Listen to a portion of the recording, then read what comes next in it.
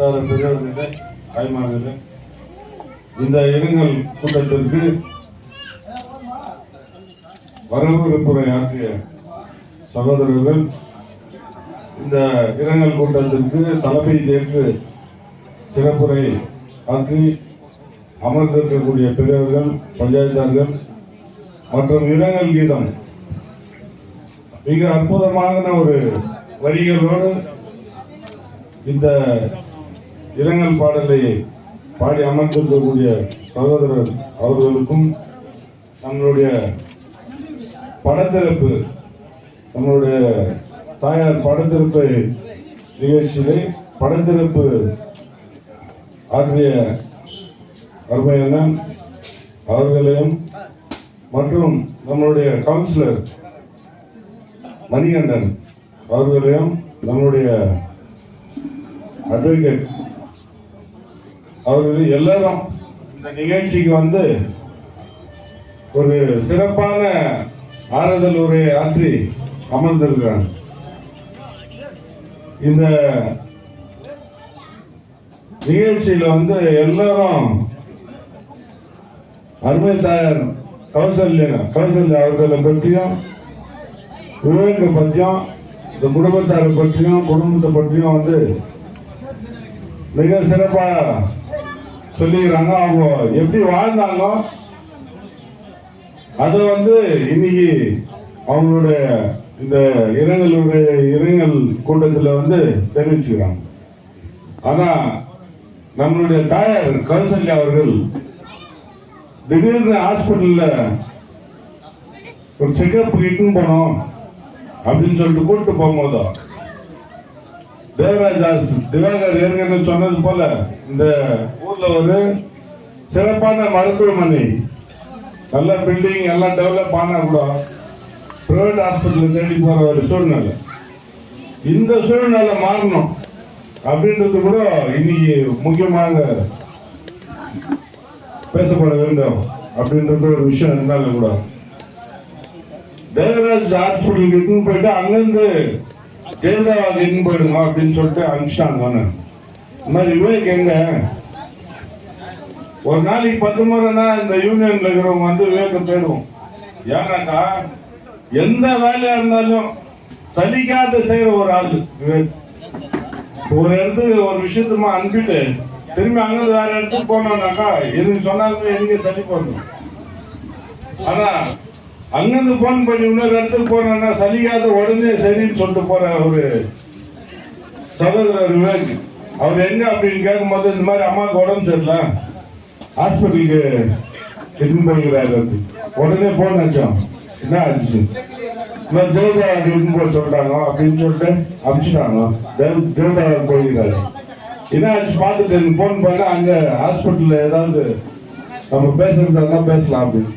இல்ல நாங்க ஹாஸ்பிட்டலுக்கு போயிட்டு போன் பண்றோம் சொல்லிட்டு போனாரு.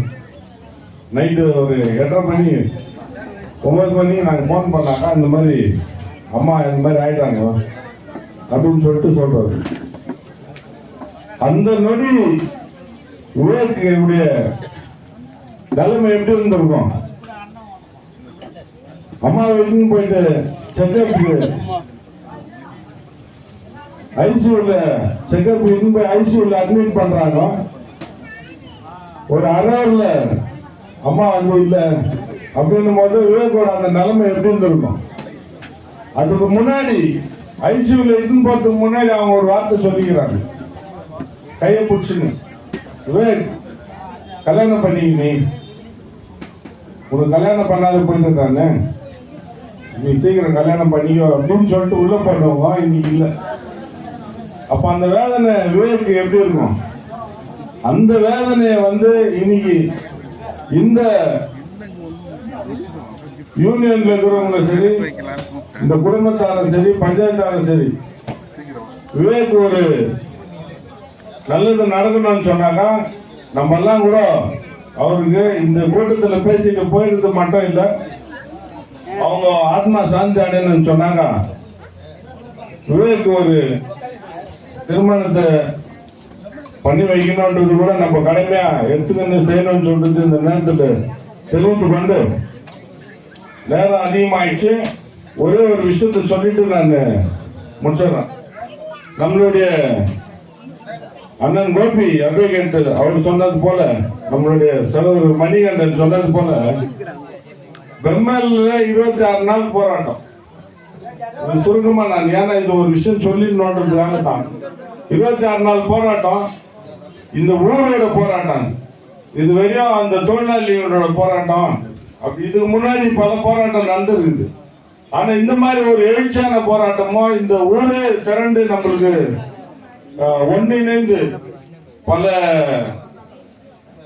பைனான்சியலாவோ எல்லா விதமான போராட்டத்திலையும் எல்லாத்துலயுமே நம்ம இந்த ஊர் சப்போர்ட் பண்ணி அந்த போராட்டத்தை நடத்திருக்கு.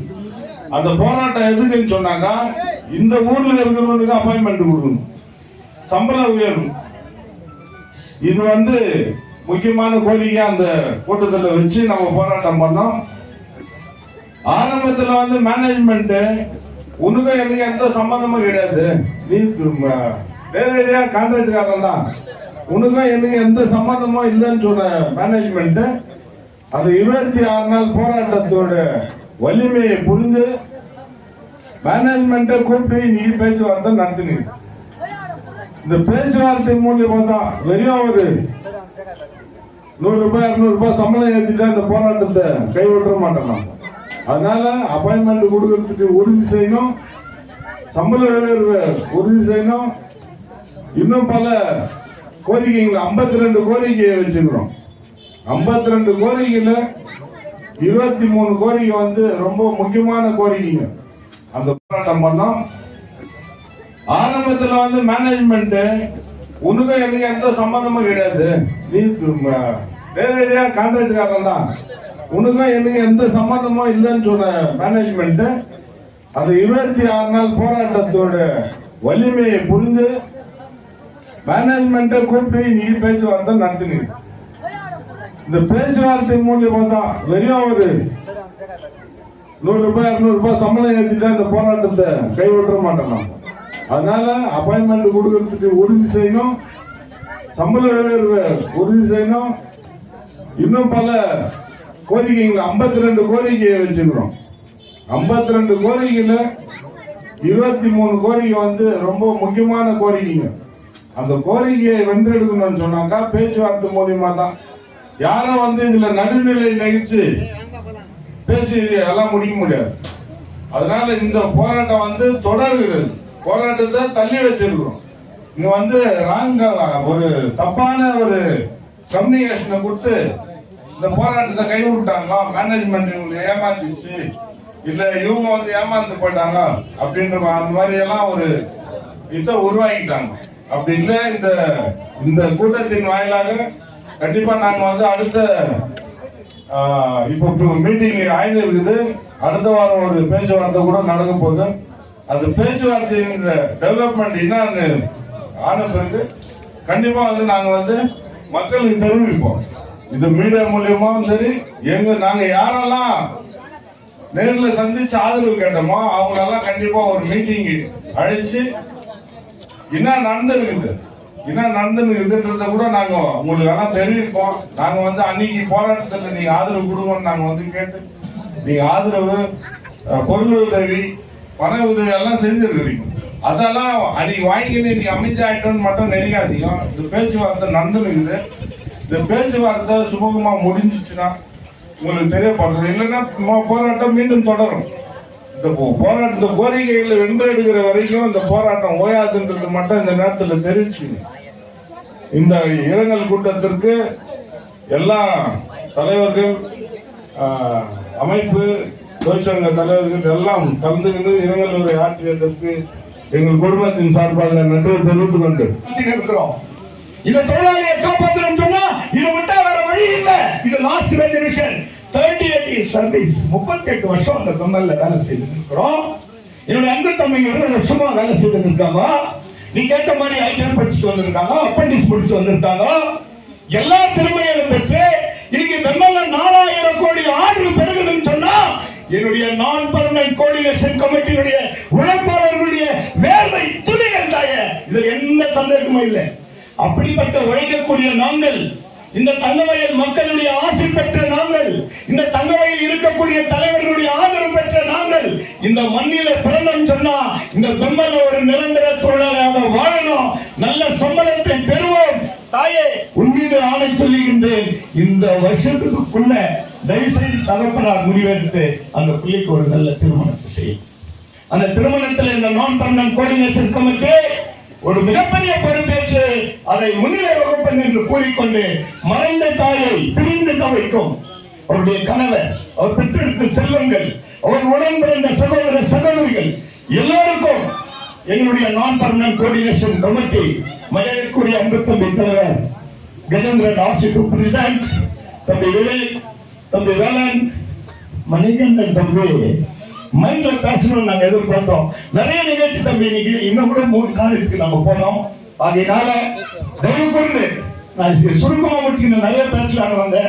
இருந்தாலும் அந்த தாயாருடைய படைப்பிறப்பு நிகழ்ச்சியிலே எங்களுடைய ஆழ்ந்த துக்ககரமான கண்ணீரஞ்சலியை சமர்ப்பித்துக் கொண்டு இந்த குடும்பத்திற்கு எங்களுடைய நான் பர்மனன்ட் கோஆர்டினேஷன் கமிட்டியின் சார்பாக எங்களுடைய ஆழ்ந்த மறைந்துவிட்ட கௌசல்யா மண்ணோடு மண்ணாகி மறைந்து விட்டாலும்